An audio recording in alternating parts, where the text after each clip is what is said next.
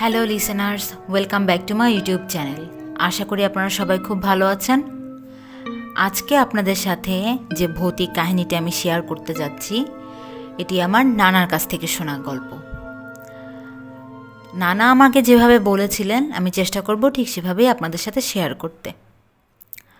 তখন আমার নানার বয়স 14 কি 15 বছর হবে। নানার খুব ক্লোজ 4-5 জন বন্ধু ছিল। তারা যে কোনো কাজ করতো তো একসাথে, বাজার করতে গেলে একসাথে, ধান ভানাতে হলে একসাথে, মরিচ গাছ লাগাতে হলে একসাথে, সব কাজই তারা 5-6 জন একসাথেই করতো। আমার নানার বাড়ি হচ্ছে গোপালগঞ্জ, তিলছড়া গ্রাম।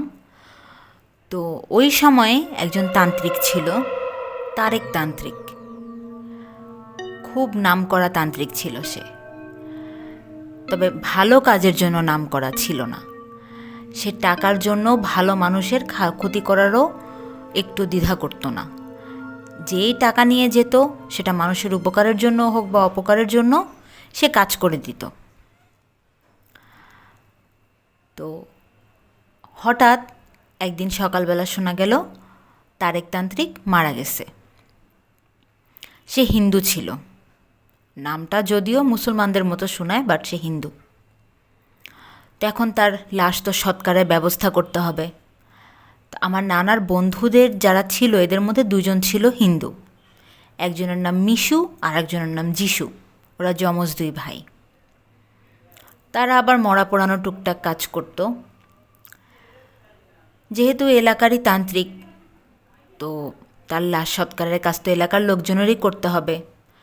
ওই তান্ত্রিকের পরিবারে শুধুমাত্র তার বউ ছিল, তান্ত্রিকের কোনো ছেলে মেয়ে ছিল না।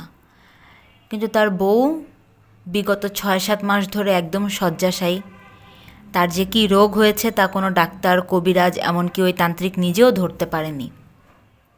সে বিছানা থেকে একদমই উঠতে পারে না।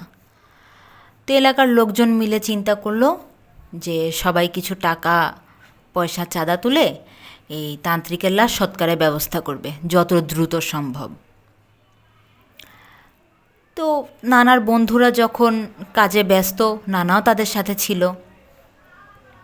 তো নানা তার বন্ধু যিশু আর যে মিশু, ওদের 2 জনকে জিজ্ঞাসা করলো যে লাশ কোথায় পাওয়া গেছে বা কীভাবে মারা গেল।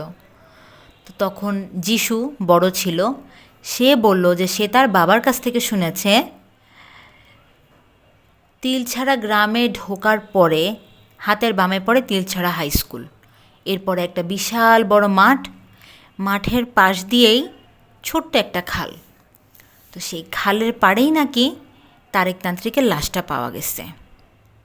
কিন্তু আশ্চর্যজনক ব্যাপার হচ্ছে, পুলিশ যখন এসে লাশ চেক করতে যায়, তার শরীর ধরার পর মনে হয় যে শরীরের মধ্যে একটা হাড়ও অবশিষ্ট নাই। লতার মতো পুরা শরীর নেতিয়ে পড়ে আছে। এবং পুলিশ আরও লক্ষ্য করে যে তান্ত্রিকের কান দিয়ে রক্ত বেয়ে খালের জলে মিশে যায়নি, বরং জলের ভেতরেও ওই তান্ত্রিকের শরীরের রক্ত জমাট বেঁধে আছে। তো এই ব্যাপারগুলো খুবই আশ্চর্যজনক। পুলিশের ধারণা হয় যে এটা কোনো স্বাভাবিক মৃত্যু না, অস্বাভাবিক মৃত্যুই। কেউ হয়তো তান্ত্রিককে খুন করছে, কারণ যেহেতু সে খুব একটা ভালো মানুষ ছিল না, তার তো আবার শত্রুর অভাব নেই। তো পুলিশ, তখনকার সময় পুলিশ এইসব ব্যাপার নিয়ে এত কোনো মাথা ব্যথা ছিল না। সৎকারের জন্য দিয়ে দেয়, তারাও চলে যায়। সৎকারের ব্যবস্থা এরপরে শুরু হয়। তো হিন্দুদের মরদেহ পোড়ানোর জন্য যেসব জিনিসপত্রের প্রয়োজন হয়, সব জিনিসপত্র, চাঁদার যে টাকা, সে টাকা দিয়ে সবাই ব্যবস্থা করে। তো এরপর 2 জন বড় মানুষ আর যিশু মিশু, নানার আরেক বন্ধু আর নানা, এরা 2 জন পিছে থাকে। তো মাগরিবের পরে লাশ নিয়ে শ্মশানের দিকে যায় তারা পোড়ানোর জন্য। নানা আর তার আরেক বন্ধু, তারা 2 জন জাস্ট দেখতে যায় যে হিন্দুদের এই কার্যক্রম কিভাবে করে। তো সন্ধ্যার পর রওনা দেওয়ার পরে শ্মশান যেখান থেকে রওনা দেয়, তারেক তান্ত্রিকের বাড়ি থেকে শ্মশানঘাট হেঁটে যেতে প্রায় 35 থেকে 40 মিনিটের মতো সময় লাগে। মাগরিবের পর আরও কয়েকজন লোকজন সহ সব জিনিসপত্র নিয়ে রওনা দিতে দিতে এশার টাইম প্রায় হয়ে যায়। তো নানা চিন্তা করে যে দেখে পরে বাড়ি এসে নামাজ পড়বে। তো তারা দুই বন্ধুসহ রওনা দেয়।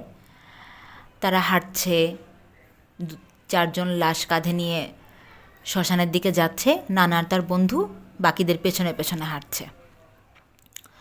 তো হঠাৎ করে যিশু আর মিশু যে দুই ভাই, তার আমার নানার নাম হচ্ছে আওলাদ, নানাকে নাম ধরে ডাক দিয়ে বলে যে আওলাদ, মনে হচ্ছে তারেক কাকার লাশ নড়তেছে।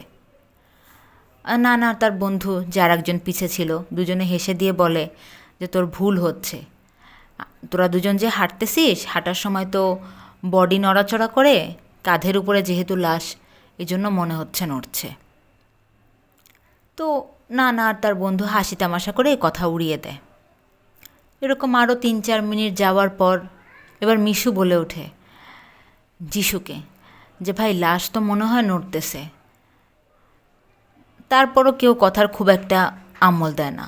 এদিকে জ্যোৎস্না রাত, এশার আজানও এর মধ্যে হয়ে যায়। তারা শ্মশান আর তারেকতান্ত্রিকের বাড়ির ঠিক মাঝামাঝি অবস্থায়। তো যেখানে তারা ছিল সেখান থেকে শ্মশান পর্যন্ত যেতে আরও প্রায় 15 থেকে 18 মিনিট লাগবে। হঠাৎ করে যিশুর মনে হয় যে তার হাতে ঠান্ডা কোনো কিছুর স্পর্শ। যিশু আস্তে আস্তে মিশুকে আর আমার নানাকে ডাক দিয়ে বলে যে আমার হাত তো মনে হয় কেউ টাচ করলো। তখন নানা বলে যে সারাদিন ওনার ব্যাপারে এত কথাবার্তা শুনছি আমরা সবাই, হয়তো বা মনের ভুল।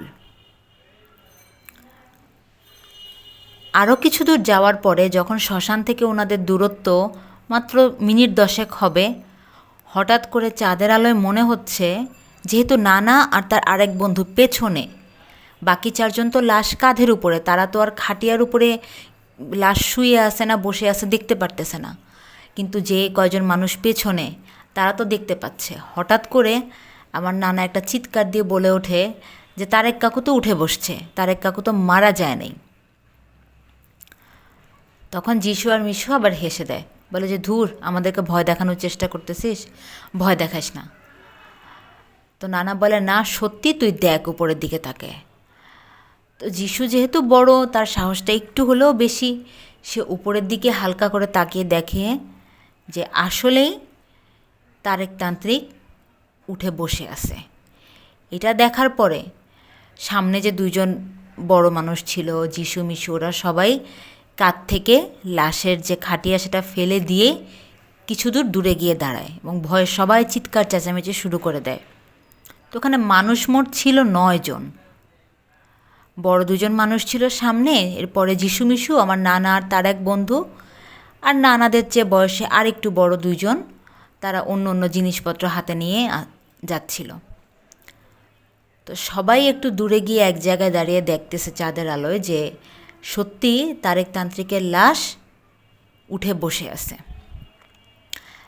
তাদের ভয়ে অবস্থা এতটাই খারাপ, তারা যে ওখান থেকে দৌড় দিয়ে যাবে এই শক্তিও তাদের নাই। এর মধ্যে মিশু তো চিৎকার দিয়ে অজ্ঞান, নানার সাথে যে বন্ধু ছিল তারও অবস্থা খারাপ, বাকিরা যে যার মতো দৌড় দিয়ে পালায় গেল।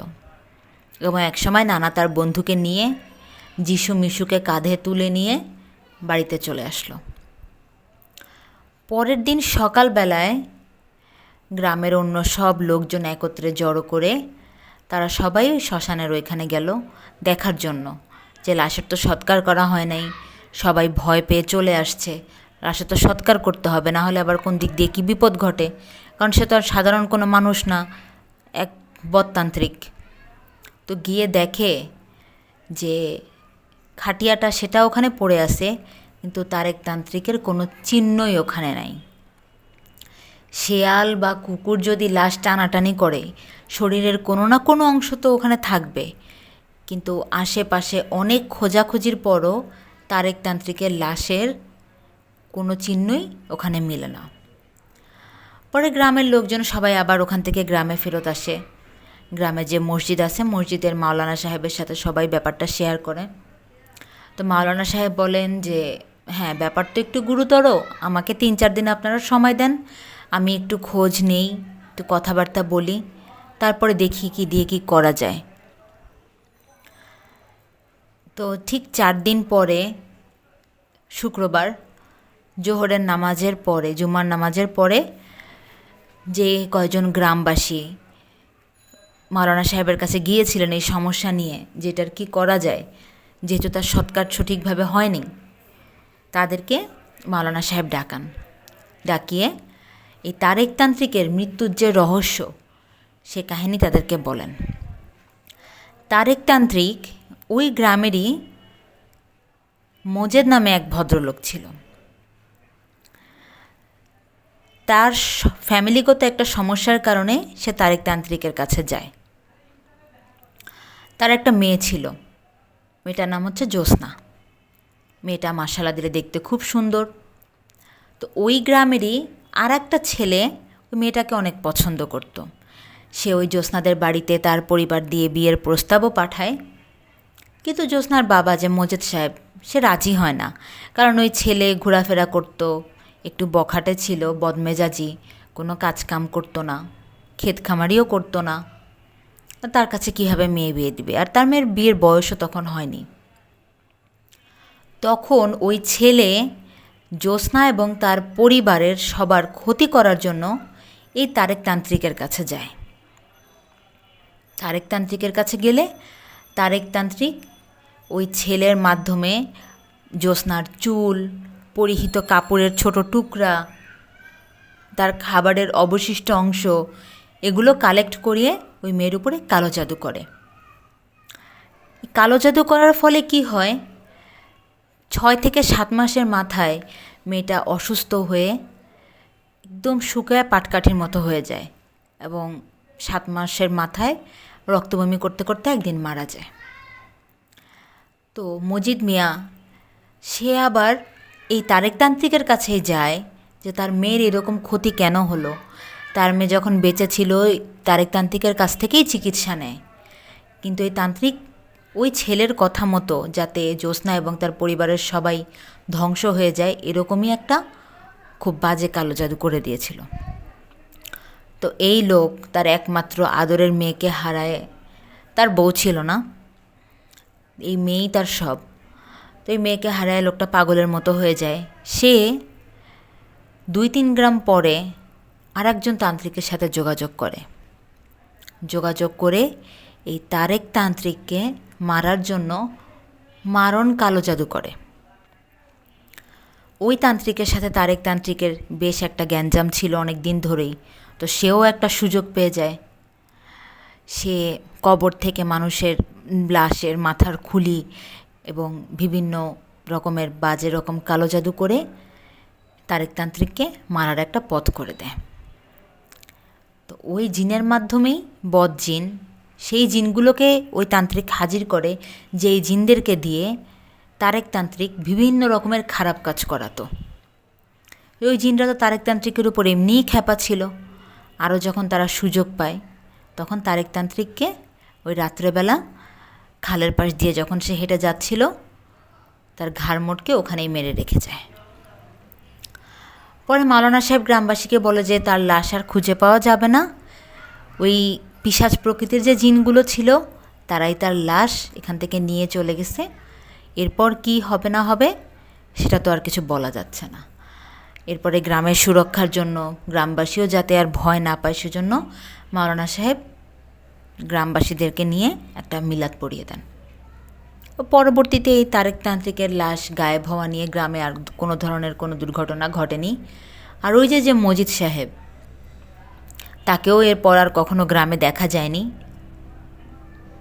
আর আরেক যে তান্ত্রিকের কারণে তারেকতান্ত্রিক মারা গেল, ওই তান্ত্রিকের ব্যাপারেও এর পরবর্তীতে আর কিছু জানা যায়নি। আর পুলিশের ব্যাপারটা, পুলিশ তো সুপারন্যাচারাল কোনো কিছুতে বিশ্বাস করে না, এই জন্য পুলিশকে পরবর্তীতে আর এই ব্যাপারে কিছু জানানো হয়নি। তো লিসেনার্স, এই ছিল আমার আজকের কাহিনী। আশা করি আপনাদের ভালো লাগবে। ভালো লাগলে অবশ্যই আমার চ্যানেলটি সাবস্ক্রাইব করবেন, একটি লাইক দিবেন, আর যে কোনো ধরনের মতামত আমাকে কমেন্টে জানাবেন। সবাই ভালো থাকবেন। আল্লাহ হাফেজ।